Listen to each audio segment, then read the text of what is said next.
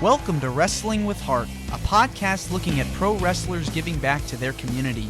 Join me, Stanley Carr, as I interview wrestling's hottest names who use their platforms as entertainers to raise awareness and do community service. Hello and welcome to another edition of Wrestling with Heart. This is the show where we talk with professional wrestlers and professional wrestling personalities about their lives in and outside of the ring, as well as doing acts of charity work, community service, volunteering, and spreading positivity. We're all about the positivity here on the show. And with me right now, I've got a very special guest. He is a former WWE Smackdown general manager, former ECW general manager. He's a WWE Hall of Famer, class of 2017, and I'd be remiss if I didn't mention that this man happens to be my favorite general manager of all time. Otherwise, he'd put me in a tag team match or have me go one-on-one with The Undertaker. I'm pleased to welcome the one, the only, Teddy Long. Teddy, welcome to Wrestling with Heart. Hey, man, thank you so much. What a pleasure it is for me to be here with you. Like you say, I've met you on several occasions at different Comic-Cons and signings, and we just really not got a chance to really talk. But I'm glad you was able to get in touch with me, and I heard about your podcast, and I heard about the good things that you're doing. And so I just, want to thank you for having me on, and I'm ready to go. All righty. So I did a little bit of research on you. You're from Birmingham, Alabama, and wrestling was such a huge deal in the South. I mean, you had your Len Rossies, your Jackie Fargos, your Bearcat Browns, Tojo Yamamoto's. Was wrestling something you watched growing up as a kid in Alabama? No.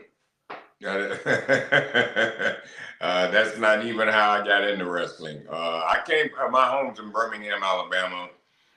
What happened with me when I was a teenager, I was a disc jockey on a radio station. Okay, so I worked at several radio stations in Birmingham, Alabama. And what happened by me being in radio at that particular time, I had a chance to meet the one and only James Brown. So by me meeting James Brown, I had a chance to get to know him really well. And so they transferred me from a radio station, WENN in Birmingham, to a radio station in Jackson, Mississippi, was named WOKJ. So I went down there and I worked in Jackson, Mississippi on the radio. And one day I come in and we saw that James Brown was coming to town. So when James got to Jackson, Mississippi, I happened to go out to the airport and meet him. So he remembered me from Birmingham, from working with him there. And I happened to be a good friend of his son, his late son that passed. So we kind of hung out together because we both were teenagers. So anyway, when I run into James in Jackson, Mississippi, I talked to him a little bit there. And he told me that he was buying a line of radio stations. I think he owned about 3 or 4 radio stations. And he had one in Savannah. And he wanted me Augusta. That's where he had one at. And he wanted me to come to work for him in Augusta. But I didn't want to leave WOKJ, the station that I was working for. But anyway, it didn't cause no bad blood between us. So anyway, James left. And so once I left Jackson, Mississippi, I went back to Birmingham, went to my hometown. So when I got back to Birmingham, I looked up one day and James Brown had a TV show on WTBS called Future Shock. It was like the Soul Train, like a dance show. Mm-hmm. So I just went down to the TV station, saw James, and he was glad to see me. So we talked, and he said, "Well, I want you to be the music director here, select the music for the people to dance by." And James knew I could do that by my radio background. So I went to work at TBS Studios where James Brown was taping the show. It was called Future Shock. By me being down at TBS, that's where they were taping Georgia Championship Wrestling. They were taping the wrestling show there. So by me working for James Brown, then on Saturdays, I would go back down to TBS just to watch the wrestling. I just went down because I could see it live and I didn't have to pay to get in, and cheap. So so me and my son used to go down and watch the TV tapings. So one day we were down there and I run into Abdullah the Butcher. He just walked up to me and he just, pulled me off and we started talking. Well, Abdullah had just come to town. He didn't know his way around, didn't know anybody. So he asked me about, would I show him around because he liked to party at that time. Abdullah loved to go to the clubs. So what I would do on Saturday mornings, Abdullah Butcher would come and pick me up from my house, and he would get with me, and I would stay with him the rest of that day. I would take him to the TV station, and then after that, we would go. I'd take him to the clubs. But anyway, when I started going down to the TV station with him, then I could get in the back where the boys were because by me being with Abdullah. Because back then it was really kayfabe, brother. They didn't let nobody back there unless they knew you. So anyway, I was in the back, started hanging around, and I could see people kind of staring at me, looking at me. So I made myself busy. I would see stuff. I'd pick up trash. I would empty garbage cans. I would see if any of the guys needed food because they had a cafeteria in the TBS studios downstairs. And I would go down and get food, bring it back. And so I started getting food for Dusty Rhodes. God rest his soul. Dusty gave me my first job. Okay. But anyway, I started getting food, for the guy, for Dusty, Jim Crockett. I think JJ was in there, and a lot of the guys that were part of the production meeting. So I would go down to the cafeteria and get this food and bring it back up to them. So one day I brought some food up and I set it down and I got ready to leave, and Dusty looks at me. He told me, he says, "No, you stand right over there. Stand right there, baby. Stand right there." So I don't know why I'm standing there. So, I'm really scared to death because now they're having this big production meeting. They're going over all this stuff. I don't even know what I'm listening to. But as I grew older and as I stayed in the business, all that stuff that I heard in that production meeting started coming back to me. Then it started making sense. Then I started understanding what the business is all about. But anyway, the way I got into the business is, like I said, I started going to the TV station. So after I got known behind the scenes, they needed somebody to put up the ring and take the ring down. Well, by me being there, then I was the guy to do that. So I got the job putting up the ring, taking the ring down. So I took the ring to Cobb Civic Center one night in Marietta, Georgia. They didn't have by bell time, the referee, no, they didn't have no referee. The referee didn't show up. So the promoter came to me, Louise Manning, and she's still living today. And she said, "Teddy Long, you're going to have to referee tonight. There's no we don't have a referee." And I said to her, I said, "I can't do that. I don't know anything about it." She said, "Well, don't worry." She said, "The guys will take care of you. You just get in there." And so they sent out and got me a shirt. So the first match I had was Ron Bass and Black Bart. And they was in a Texas death match. Scared me to death because they're bleeding all over the place. So one time I seen Ron Bass, he had this gimmick in his hand and he hit Black Bart with it and Bart started bleeding and it scared me. I jumped out of the ring and left him. Now the guy that's ringing the bell, he's yelling and screaming at me, "Get back in the ring, get back in the ring, what are you doing?" I'm ready to leave. I'm leaving because I see blood everywhere. So I think this is a real fight. So by this time I just panicked, and so I end up getting back into the ring. And I never will forget, I could hear Ron Bass. He looked over at that Black Bart and he said to him, "Can you believe what that fucking referee just did?" And but I'm saying to myself, I'm done. I know I am done here.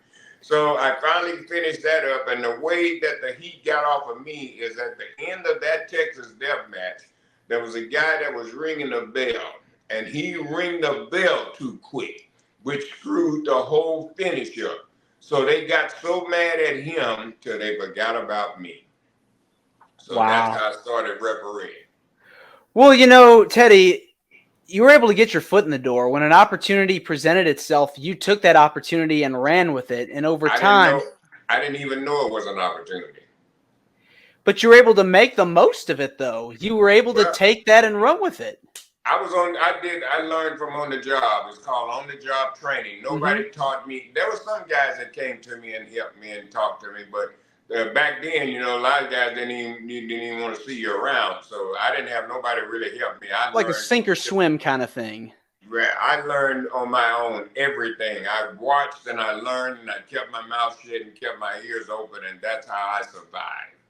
Yeah, I mean, hard work You know, when you're taking the ring up and putting it down, I mean, that's a lot of hard work right there. And the fact Well, that you're able to move up the ladder as quick as you did, I mean, that's got to feel rewarding for you.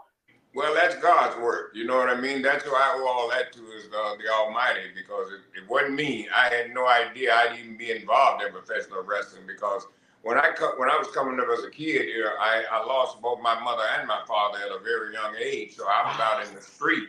So I didn't, I didn't know anything about doing the right thing. I was out in the street breaking laws, hustling, doing everything I could to get money. So God has really blessed me.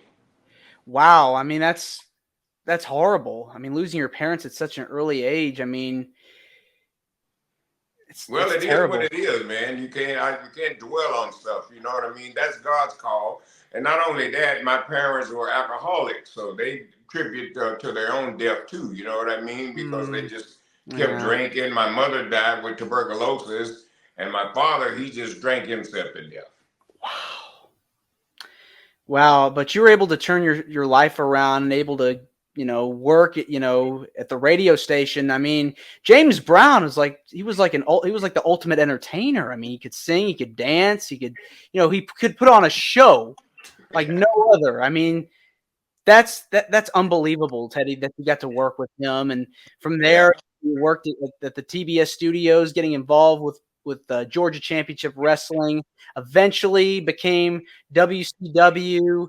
I mean, when did now you said you started refereeing when somebody called out or couldn't do it, but how did tell me about how you felt about becoming a referee and over time the progression of being able to call matches and eventually segueing into managing. Well, my thing was this, I was still green, so I really didn't know a whole lot. I was just, happy to have the job. And so when I started refereeing, I had a chance to ride with Hot Stuff Eddie Gilbert, God rest his soul, and Kevin Sullivan. Well, these two guys here, if you know anything about them, they were geniuses. They Mm-hmm. knew this business like the back of their hand. Well, I'm lucky enough to be in the car with these two guys, and they're talking about wrestling there because at that particular time, Kevin and Eddie was doing some of the booking. So I'm like there right in the heart of it, listening to everything that's going on, how they're putting the show together, how they're doing this, how they're doing that. And I don't say a word. I'm just remembering everything that I hear. So as time went on, Kevin we always had a deal where we would go to Disney and we would do the TV tapings in Disneyland down in Tampa, Disney World. Orlando. Mm-hmm. Disney So World. every night I would always go to Kevin's room when he got ready to book NWO or whatever, and I would sit there in the room and go over all the bookings and go with him. I would just watch him and stuff that he done, and nobody never knew that. Nobody Wow. never knew that I was in that room going with all that information. But we kept it, Kevin understood and he made me understand what it is. We keep it on the down low, you know what I mean? Kevin liked me for some reason, and I appreciate that because he certainly did a lot for me. And also Eddie Gilbert, he liked me for some reason too, and he helped me a whole lot. So that's how I got involved. So so riding with those two guys, one night we was going down the road, so we get a six pack. No, we get a 12 pack. That was the thing back in the day. Once you leave one of the events, you get a 12 pack and hit the road and hit to the next town. So I'd get a couple of beers in, and I'd turn the radio up and down and start DJing for them. They didn't know that had been a DJ, so I started doing that, and so they looking at me like, "Wow, man!" But I'm thinking they're just impressed with my DJing, but they saw that I could talk. So it was Kevin Sullivan's idea and also Eddie Gilbert to make me a manager because once they saw I could talk. Well, there were certain people that didn't want me to be a manager. They didn't want no part of it, but we happened to Mm. overcome them. So that way is how I started managing. It was because of Kevin Sullivan and Hot Stuff Eddie Gilbert.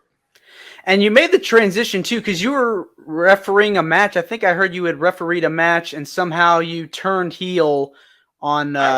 I had a match with Ron Simmons and the Junkyard Dog, and Mm-hmm. God rest his soul. And I turned heel right there, and I did the fast count on JYD.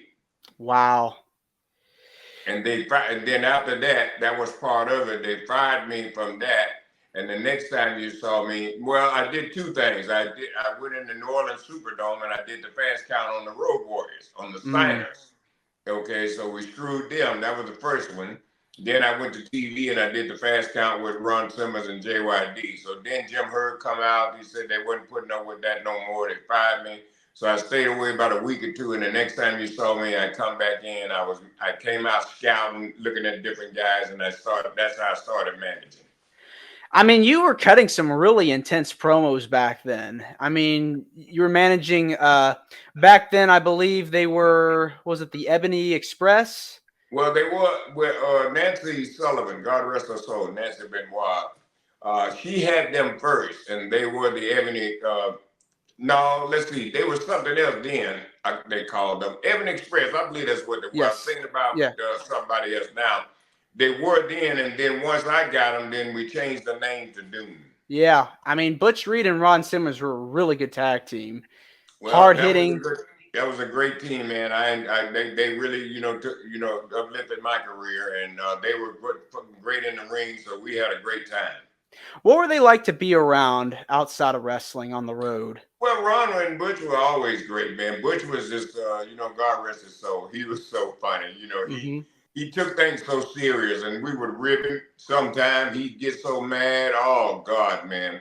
I mean, me and Ron and Butch used to ride together. So, back then, they didn't have no cell phone. So Butch and his wife would always be arguing all the time. He was always fighting. So Butch had to stop every 5 minutes to a payphone so he could call his wife, and he'd cuss and fuss, and then he'd jump back in the car and he'd get in. We'd ride on down the road about another mile. We'd have to take him to another phone booth so he could call back home. So, so it was just fun with Butch and Ron both. I certainly learned a lot from Butch. He'd been in the business a long time. I learned a lot from Ron. So working with those two guys was certainly a big help to me. You had managed Mean Marcalis before he became the Undertaker in the late '80s. How did that come about? Well, I remember the way I got him is I met him through he came in one night when I had the team of Spivey and Sid Vicious, the Skyscrapers. And I think Sid got hurt or something and he went home or something. And so Taker came in and replaced Sid one night and, as part of the Skyscrapers. And then I started managing them single and I remember now when I guess they had other plans for me, Paul Heyman came in and I sold his contract to Paul Heyman, but I managed Taker, Mean Marcalis way before The Undertaker was ever thought of. And what was he like to be around back in those days? He was great. He's still the same guy. There are a lot of guys that you can go walk up to today, and like myself, I never changed. I never let this business went to my head. I never mistreated anybody. I never talked down to people. I never mistreated any fans or anybody, because I don't forget where I come from. And that's the way Taker was. He never forgot where he came from. He would come to TV, and as big a star as he was, he would walk down to that ring, and he didn't have to do none of this. He would walk down to that ring. He would stop. He would look around, and see who needed help or who was in the ring, what were they doing. And he'd take his time and go get in the ring and he'd help them on his own. Nobody asked him. So that's how, great he was. Any help that he could give to anybody, he was there for you. You also got to manage several other people too. Mark Marrow, when he was Johnny B. Bad, for example. How was it like working with him? Well, it was good because he was green. I was just, both of us green. He was just a little bit greener. A lot of people don't know, I was the one that gave him the name Johnny B. Bad, and the way that came about is when we first started with him, Dusty called us in, and Dusty put me with him, and Dusty wanted to call him Tutti Frutti.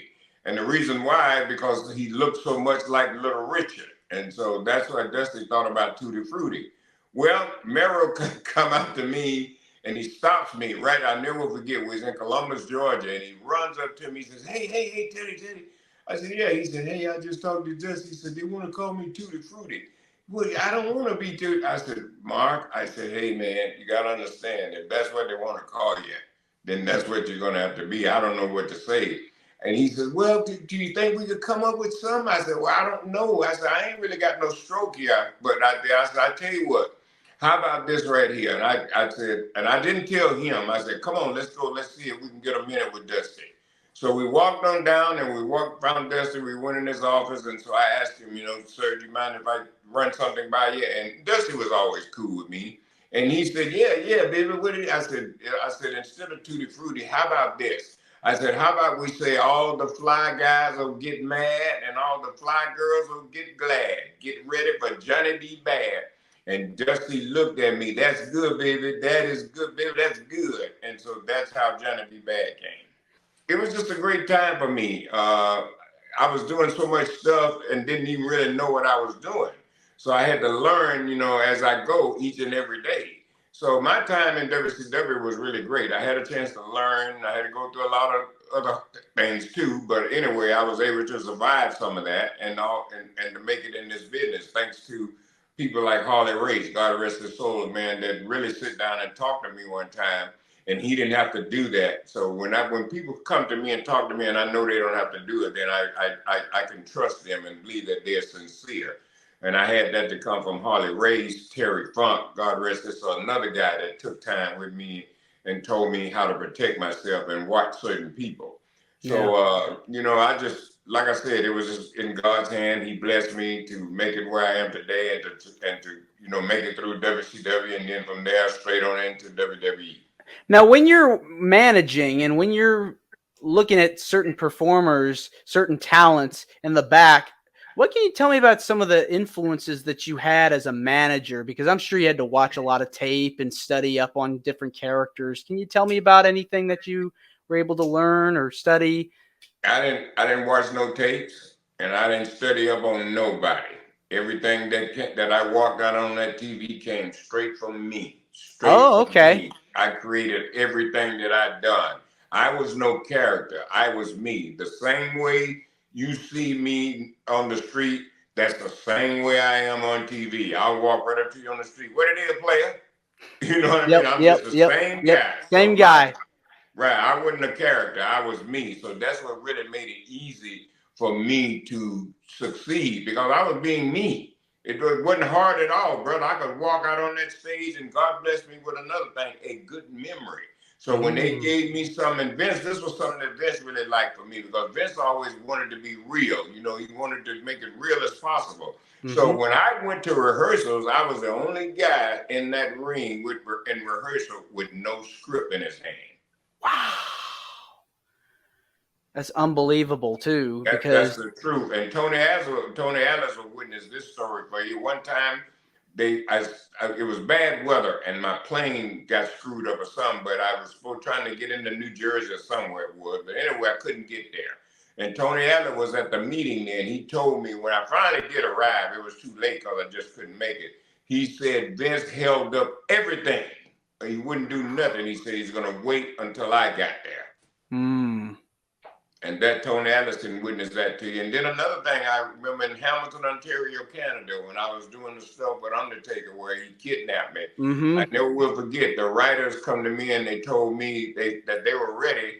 So I said, well, we was waiting on Vince because I had a promo with him. And so they come back and they went to Vince and then they come back to me and they told me, they said, well, Vince wanted to know, he ain't coming until you're ready. I said, well, y'all know I'm ready, just tell him.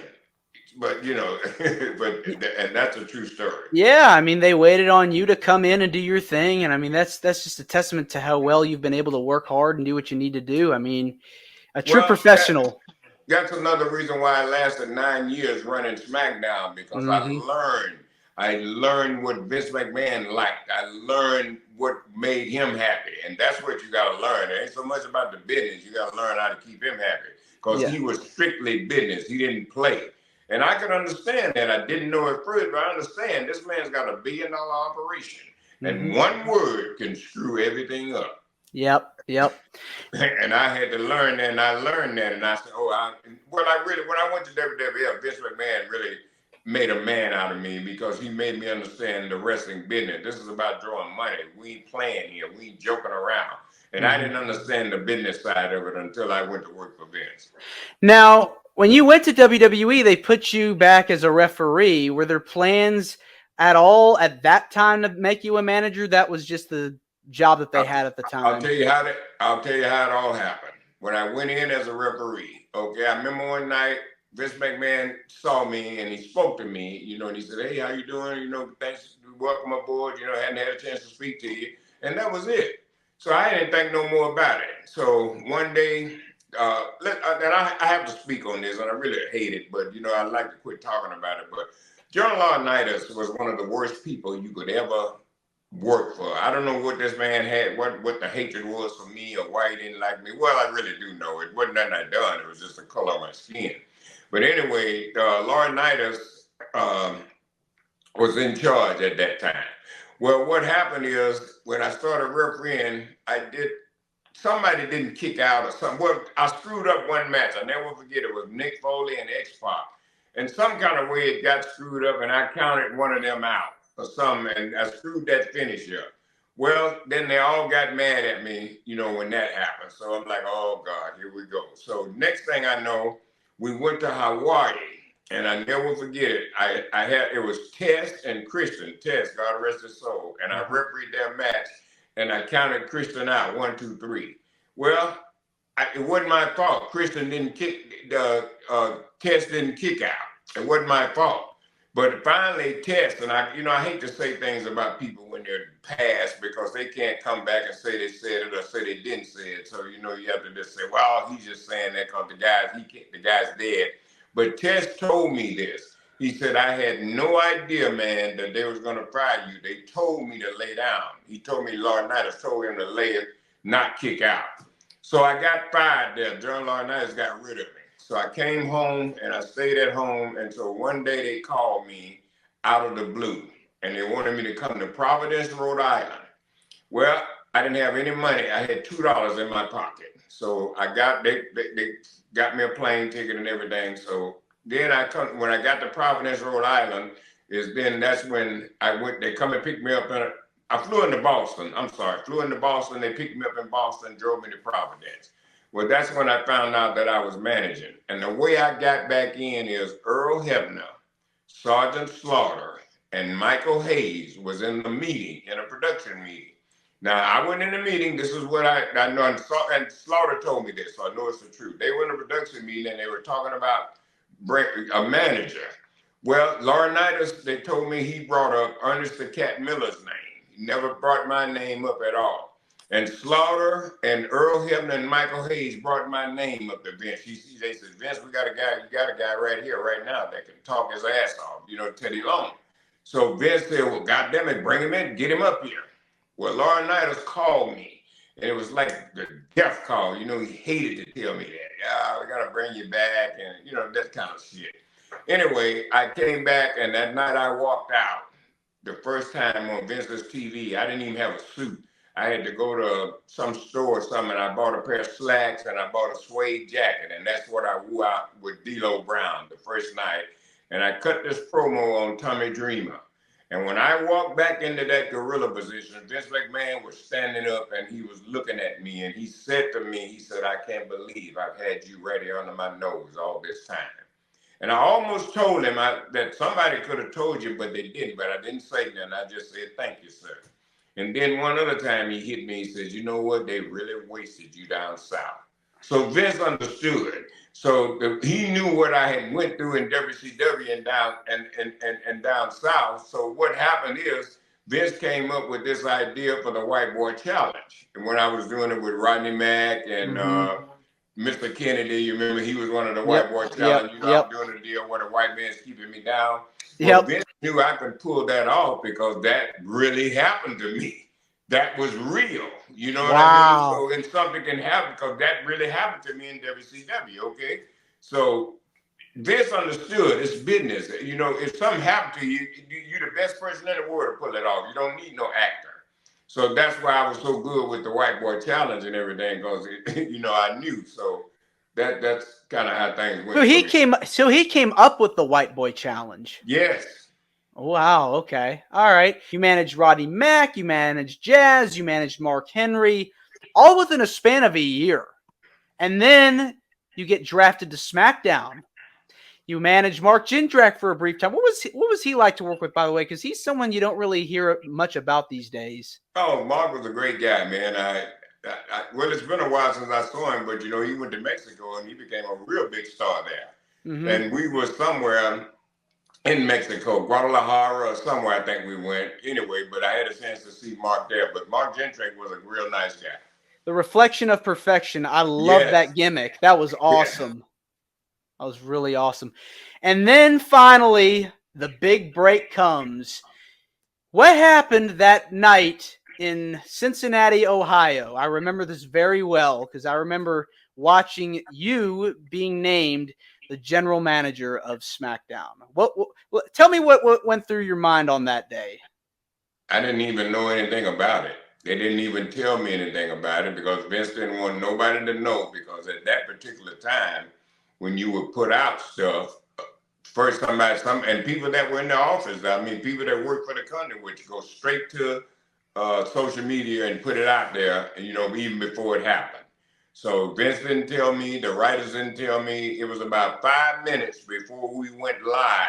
One of the writers came to me and told me, "Hey, you and Vince are going to open up the show." I said, what are you talking about? And he said, "Well, I know they didn't tell you," he said, "because we didn't want to tell you." He said, "But Vince is going to make you general manager of SmackDown tonight." Wow. And that's how I found it out. Just happened like that. Yes.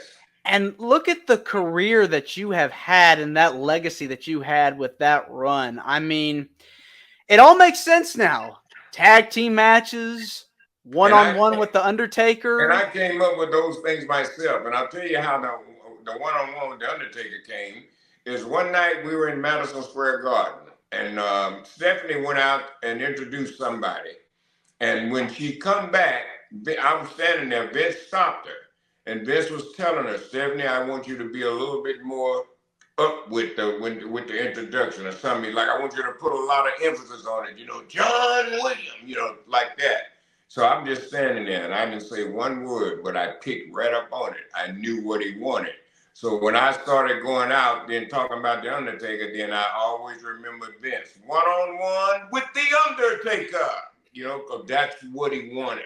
And I remembered that. And the same thing with the tag team matches. Vince, nobody told me that. I came up with that myself.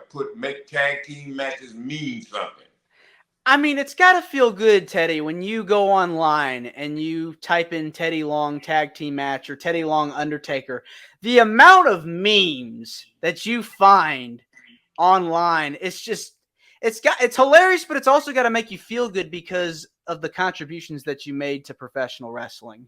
Well, what really makes me feel good is when I'm on these different signings. What really makes me feel good is when people come up to me and they tell me, "You are the best general manager of all time. You made my childhood, man. Mm-hmm. I don't care what they're doing now. It ain't you. It ain't you." Aww. And you can see that, when they call me back, when I have to go back and do something, when I walk out, and I'm not bragging about it, but they told me themselves, I get the biggest pop of the night. So I said something, one night I walked out, Hunter, he's the guy in charge. And so I said to Road Dogg, he said, "Yeah," he said, "Teddy, you got a big pop out there." I said, "Well, tell Hunter." And he looks at me and he says, "He heard it." You know what I mean? So that's what I'm saying. You know what I mean? Well, you earned those pops. Right. So that's what I'm saying. Tell Hunter, then, if I'm getting a pop, then so there's nothing you can do with me. You see what I'm saying? So anyway, like I said, man, I'm just happy to made it where I am today. I'm enjoying the rest of my life now. I had a great run. I've been blessed. So man, I don't care whether I go back or not. I just enjoy doing what I'm doing. Yeah, I mean, the fact that people still remember you, it has to feel really, really good and make you feel good about yourself. Brother, I was in Winston-Salem, North Carolina, and my co-host on my podcast, Road Trip After Hours, Mac Davis, you can witness it. He was standing there with me. I swear to you, man. It's a woman walked up to me and she just grabbed me and started crying. She over telling me how I was missed on the TV and how they, just wished I was back. And then she was crying real tears. Aww. I mean, it brought me to tears.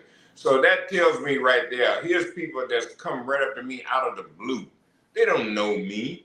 and to come to me with that and tell me that, you know what I mean? Then that tells me, okay, then I guess whatever I was doing was right. So what happened? It's that emotional connection. That's part of professional wrestling, is that connection that you have with the fans, and the fact that people still remember you Yeah. is wonderful. It's a very good feeling to have.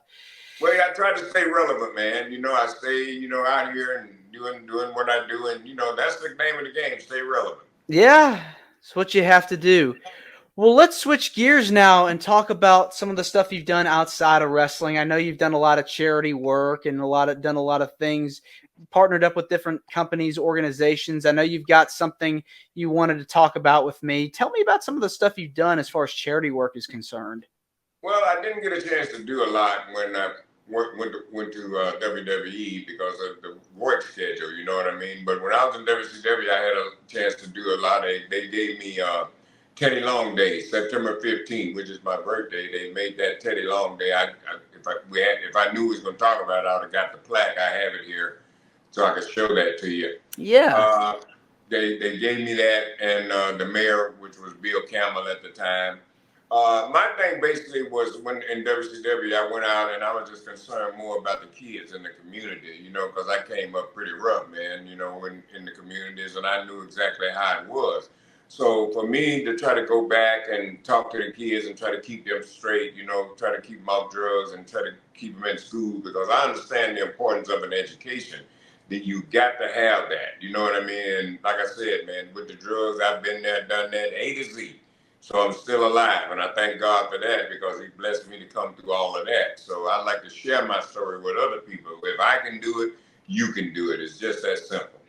Yeah, I mean it's tough out there in the world, especially with what's things that are going on now, and it's just like you got to find a way to handle situations the best way possible so that you stay on track. So it's amazing that you're able to do that. Yes. And motivation too, that's another thing. So many people now need motivation to keep going in Well, life, because you just well, never know.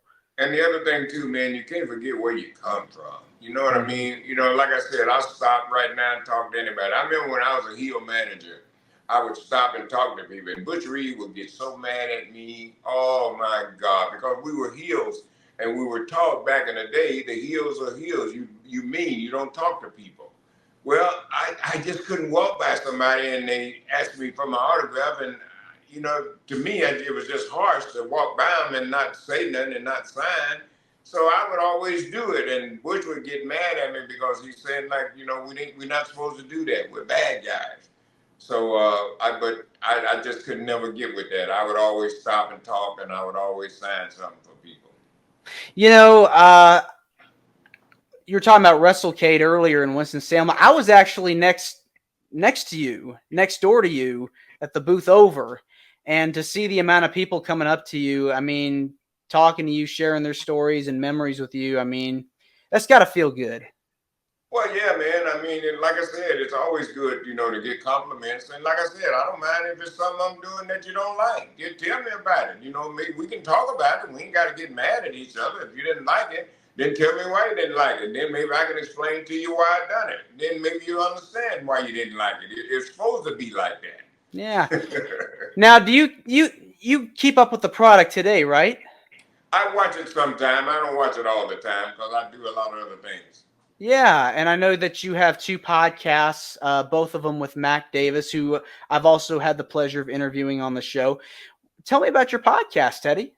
Well, we do a podcast with me and Mac Davis, and I'll tell you how that started. Mac Davis, wonderful guy. I mean, He's just awesome. outstanding, man. And Mm-hmm. Mac used to, he was an independent wrestler too. He worked on the Mm-hmm. independent scene. He never did, make it to the big time. And I can see why, because a lot of the guys didn't try to help Mac, and they could have helped him, And I think Mac was he's one other thing about it, he's too nice. But anyway, I would see Mac, and I'd always talk to him, and I'd let him interview me, and I'd talk to him, and I'd be about the only person that would talk to him. Nobody else, they'd look at him, wouldn't speak to him or talk to him. So one night I saw him somewhere, and me and him was talking. So I asked him, I said, "What is it that you do?" And he explained to me about the podcast, and he was trying to get started and everything. I said, "I tell you what. I said, these guys, I said, I'll help you with them. I said, me and you, how about I help you? And let's try to get this started. And so that's how I got with Mac. So I was able to, get people like the Godfather and different other guys, to come on our podcast because I worked with him. But Mac is one of the greatest guys you could ever meet, man. So I think a lot of guys that didn't help him, they missed the boat. I'm so happy to be working with him. I don't know what to do. And then we also do another podcast with Sports Keita. It's me, Mac Davis, and Bill Apter. See, Teddy, I mean, you're paying it forward to people that you never know what people are going through in life. And the fact that, Mac is, trying to start up a podcast, you're helping him out. And, I remember hearing an interview with you a few years ago about you're trying to help young talent in the professional wrestling business with their promos and mic skills. I mean, tell me about any instances or encounters that you can recall about people coming up in the business that you were able to help someone struggling if they were trying to, with their moves or their promo segments? Well, I used to, a lot of the talent back then when I was, full time then, we didn't get much of the young talent that didn't know. A lot of guys came from NXT, they was already pretty much, ready to go, but it's always, room to learn. So there would be a lot of guys that would come up that I would get a chance to talk to. Sometime I would pull them off to the side, or either they would come to me and they would say, Teddy Long, watch my match. You mind? And I would do that, and I would tell them know what they did wrong. But a lot of people thought, by me not being a wrestler, what does he know? I knew a lot more than they ever would know. You know what I mean? Because I learned and I kept it all in my head. I kept it all right there. And I knew exactly what this is all about. But like I said, you got a lot of young people, they don't want to listen. They don't want to hear it. So I don't bother them. Yeah, I mean, you got to, in professional wrestling, you really got to want it. You got to have that desire and hunger to learn. And you've just got a wealth of knowledge, a sharp mind for the business. And we need people out there like you, Teddy, to be able to help talent that want to move forward. I want to help them, man. I ain't got no problem with it. Like when I do a lot of independent shows, you know what I mean? A lot of guys ask me to watch the match. I watch them. And when they come back, if they did something wrong, I tell them. I don't do like they used to do back in the day. Back in the day, you'd come back, you had a bad match, and you'd have somebody standing there, good match, good out there, baby, good job. And I would stand there, and I'm like, golly, why would you say that? And you knew they had a bad match, but they didn't want to tell you because their other plan was they was going to be getting rid of you.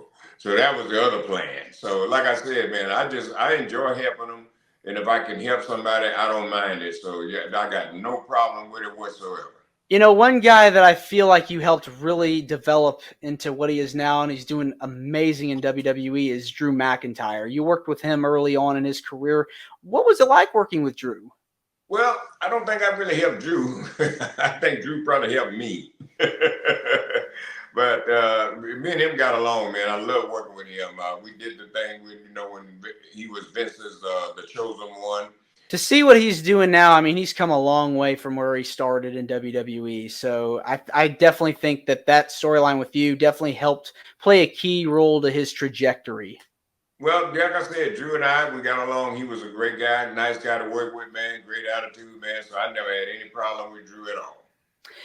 Another fun memory I've got of you from your days on SmackDown is Buckle Up Teddy. You talked about it earlier. How did that all come about? Well, we were doing this deal with Undertaker, and also Vince was part of the story too. He gave me his picture, and he wanted me to take down one of the pictures, and he wanted me to hang his picture in my office. So at the time that the picture was tore all up and everything, so he come in and wanted to see the picture, and I couldn't. I'm just cutting promos with him, telling him he can't see it. I don't have it ready. I'm putting it in a special frame and all that. So the other thing about the part with Undertaker and the kidnapping part, Vince came up with that. That was all Vince's idea. So that was just great for me. We did the limo thing. Taker said, buckle up, and I'm like, I'm thinking it's the guys that are taking me away. And I look up and it's Taker. So, I know how to sell that.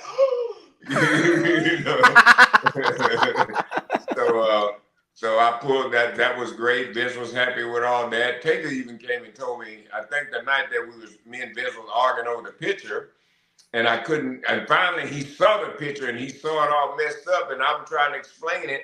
And I can't remember what he said to me. He said, "Do you like working something here or something?" He said, but I looked at him and I said, "I work for you, sir." And he didn't say nothing back to me. He just we walked on out. Well, later on that night, I saw Taker, and Taker said, "Come here." He said, "You stumped him." I said, "What do you mean?" He said, "I have never seen anybody to stomp him and leave him where he didn't have any words." And he walked, he didn't say nothing. And then the way it come back to me is that night when Vince was leaving, I swear it's a true story. He walked right by me, looked at me, he said, "You're too much." And he kept walking. Wow. That is so amazing. And the way that you were able to pull that off, that's like one of the classic segments on SmackDown. Oh, brother, I loved it. I was enjoying. Only thing I thought about was the casket. You know, I'm like, oh no, I got the TV. I didn't know it. I saw the casket, but I didn't know, I was going to be in it until, until later on that day. And so, nobody wants to be in a coffin. But then I thought about this. Vince would have got in it. So what am I going to say? Wow. Just that simple. All right, so I got a question for you that hasn't been asked before on any other podcast, at least with you, and let's see if we can get you to answer this. If we could get a Mount Rushmore of people that you were able to work with, or just people that were there during your time on SmackDown, who would you put on it? And I got a feeling we got to put one of them on there, and that being Undertaker. We'll make it easy for you. Well, I take Stone Cold Steve Austin. I had a chance to work with him when he chased me with the ATV. Mm-hmm. God, back then there were just so many guys, to work with there, that would, let's see, you had The Rock. I had a chance to cut promos and do some stuff with him. So we had Austin, JBL. Ron Simmons, there with APA and all them. I had a chance to, work with them. Oh man, God, it's and I don't want to leave anybody out because everybody back then was just such great superstars, and to walk out with anybody, you know what I mean. You were walking out with somebody, so I think that Mount Rushmore is just too much, too many people. I just say everybody that I worked with back in the Attitude Era, brother, those are the Mount Rushmores for me. Yeah, I mean, that was a crazy time. I mean, just like everybody had something to do. I was talking with Devon about this, why we probably wouldn't see the Attitude Era return. Devon, yep. Mount Rushmore. I had a chance to work with him, and me and him, we get along so great as of today. I just saw him in Jacksonville at the fest down there a couple of weeks ago. Great guy. But yeah, I mean, another one of my favorite memories of you was the whole car incident with Eddie Guerrero and Kurt Angle. When he tore my car. Yeah, like how did that whole thing come about? Because you did a fantastic, phenomenal job with the acting. Well, I didn't know that until I got the TV, and they told me they said I got this car, and they told me that Eddie was going to tear the car up that night. So, I didn't worry about it. Just tell me what you need. So when he got out there, we got ready for it, and he started beating up the car. I'm like, hey, this is my car. What are you know what I mean? Oh, God, So, and I think that's why I got along with Vince too, because I knew how to sell. I knew what he wanted. So what would you do in real life if somebody was busting up your car? You played it to perfection. I mean, it was just so hilarious, like watching that back. You've been involved with so many great storylines. Do you have one favorite that sticks out? The one favorite that sticks out is me and that coffin. You in that coffin. Okay. Yeah. That's price. And the other thing a lot of people didn't know, that when, once the coffin down, the lids are down, you're dead. So who cares whether you get there and breathe or not? So I had to take my finger and I had to ease the lid up just enough where people couldn't see it, so I could get some air in there where I could breathe. So the whole time they were pushing me down, I had my finger right like that, right at that lid up where just enough so I could get air in there. Wow. I mean, that's hard. It's not easy to just, slide down in there, you can hardly breathe, as you said, and it's just like, Hey, Vince would have done it. Yeah, that whole saying, Vince wouldn't do something that he wouldn't do himself. So I mean, That's right. you got to do what you got to do. And then of course I got to bring this up: the wedding with Crystal. Yeah, that was pretty funny. That was Vince's idea too. Yeah. And I had a chance to add a little bit to it, not the storyline, but I also brought in Bruce, the guy that was the preacher, the comedian. Mm-hmm. I knew him, so Vince asked me about some people, and also the singing talent that came in, Jagged Edge. Mm-hmm. These guys, they're from Atlanta, so I had a chance to know them. So I helped out a little bit there, and they just told me what they wanted, and I just went out and knocked it out. Yeah, I mean that ending, Teddy. You just again. Did you ever think about wanting to work in Hollywood or do some kind of movie role? You just have it. I thought about that, and I guarantee you, and I don't even know what I want to say this, but I think about it all the time, and I'm pretty sure that some people from Hollywood seen me, and I might have got a call, but I guarantee you, if I did, it had to go through talent relations, and John Laurinaitis and Mark Arana blocked it. If anybody called me, they made sure I never knew about it. Wow, I mean, you've just been involved in so many great storylines. You just were a natural. Like, I could definitely see you in a movie. Yeah. Thank you. You're welcome. But yeah, Teddy, why do you feel passionate about helping with everything that you've done and giving back? What is it about giving back to the community that gives you the most joy? Well, the most joy is, to talk to people and they tell me, how much they enjoyed watching the show. They enjoyed, like you're asking me about different little things I've done, how they enjoyed it and everything. And I'm just happy to be able to be that guy to put some joy in your life. I'm happy to be that guy that you want to run home to every Saturday night and turn that TV on when Smackdown come on because you're waiting to see what I'm going to do, who I'm going to make go one-on-one with the Undertaker. So I'm just happy to be able to please people and to make other people happy. And sometimes some of those people come up to me with those comments, they just don't know. They almost bring me to a tear. So I have to back off a little bit so that I don't cry. But, just that's my joy, just to see other people happy. And I'll never forget not only meeting you at WrestleCade, I also got a picture with you at a show in Nashville. I forgot the name of it. It might have been Freedom Pro Wrestling, but you came out as the GM, made a match. I think MVP was on that card as well. Maybe Buff Bagwell. Freedom. That was in that garage place. I know what you're talking about. Mm-hmm, they got the a fairgrounds new building there now. They don't have that old building no more. Yeah, but great times. I remember that. Mm-hmm. Getting the chance to meet with you, and I believe your grandson was there too, if I'm not mistaken. Yeah, Khalil. and he's the one that you got the dance from. Yeah. Yeah, he's the one that started the dance. And like I said, we bought him a walker and we put him in that walker. We're trying to teach him how to walk. And every time we put him in it, for some reason, he just wanted to bop up and down. So I just went to TV and started doing it. But I would go back home and me and him would watch the show. And I said, look, I'm doing your dance. So one night I got ready to walk out and Vince was screaming at me, do that dance. And I turned around, I'm like, what dance? And he starts doing it. Vince is doing it. And I was like, oh, okay. And then that's how the dance started. Yep. And it's caught on. It's amazing to see, everything taken off, and people still remember it. So this has been great. Teddy, I just want to say thank you very much for coming on to Wrestling with Heart. It means a lot to me, to the listeners and viewers. Where can people find you on social media? Do you want to plug your podcast? Well, all your links? Our podcast is Road Trip After Hours. Me and Mac Davis. We're on YouTube and all other channels. I'm on my Twitter is at Teddy Player, at Teddy Player Long. Facebook is Teddy Player Long, and so I'm not on Instagram and none of the other stuff. All right. Well, Teddy, again, thank you so much, and you're more than welcome to come back. Hey, thank you so much for having me, man. It's been a blast.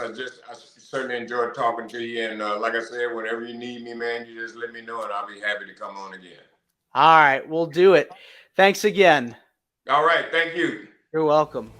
This is Wrestling with Heart. I hope you found this podcast to be informative and entertaining. If you did, please hit the subscribe button and look out for the next edition.